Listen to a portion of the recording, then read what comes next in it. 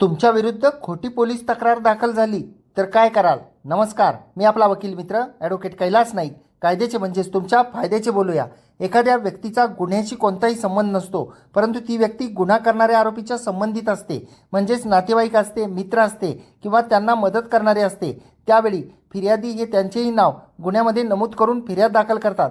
ज्या व्यक्तीला आपण कोणताही गुन्हा केलेला नाही असे वाटत असेल तर ती व्यक्ती त्यांच्याविरुद्ध पोलीस स्टेशनला दाखल झालेली फिर्याद रद्द करावी यासाठी माननीय उच्च न्यायालयामध्ये अर्ज दाखल करू शकते व पुरावा देऊन आपल्या विरुद्ध झालेली फिर्याद रद्द करण्याची मागणी करू शकते. माननीय उच्च न्यायालयासमोर दाखल करण्यात आलेला अर्ज व त्यातील मुद्दे व समोर आलेला पुरावा या सर्वांचा विचार करून जर अर्ज करणारी व्यक्ती ही गुन्ह्यामध्ये सहभागी नव्हती, त्या व्यक्तीला खोटेपणाने गुन्ह्यामध्ये गुंतवलेले आहे असे माननीय उच्च न्यायालयास वाटले तर माननीय उच्च न्यायालय हे त्या व्यक्तीविरुद्धची फिर्याद रद्द करू शकतात, ज्याला FIR रद्द करणे असे म्हणतात. माननीय उच्च न्यायालयाने अशा प्रकारे FIR रद्द करण्याचा आदेश केल्यानंतर पुन्हा त्या केसचा तपास केला जात नाही. FIR रद्द होणे म्हणजे थोडक्यात त्या व्यक्तीवरचा गुन्हा रद्द होणे.